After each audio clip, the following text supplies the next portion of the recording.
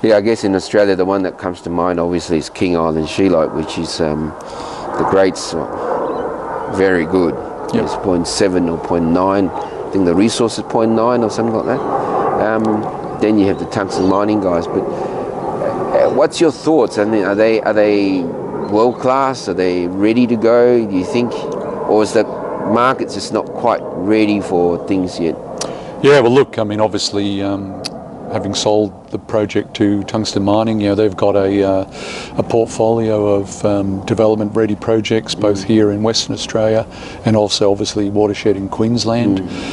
King Island, as you said, it was one of the last producing Western companies that was selling concentrate to Western users. Look, it's always there, and it's tantalising. It's got good grade, and it's got in terms of, I believe, the mining leases in place, so it's development ready. But it's one of the keys is getting in that financial package, and it's quite hard.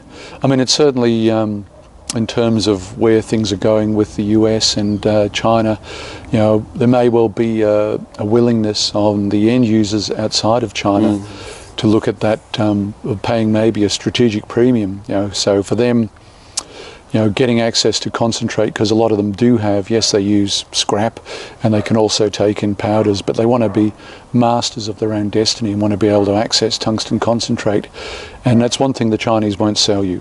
China is definitely moving up that value-added curve, and what they're really after is ultimately being able to sell carbides, because that's where the real money is. And I think the Chinese in the 5-year plan and looking forward with this Made in China 2025, they have an ability, seeing as they control so much of the market, is that they can just restrict supply of concentrates and some of those intermediary products that'll, cause people like Atlas Copco, GTP, Wolfram Bergbau, will cause them to wither on the vine if they can't get access. So that's where I think there's some real opportunity here, and I think you've been looking at some of the projects as well and ranking them and seeing where they could go.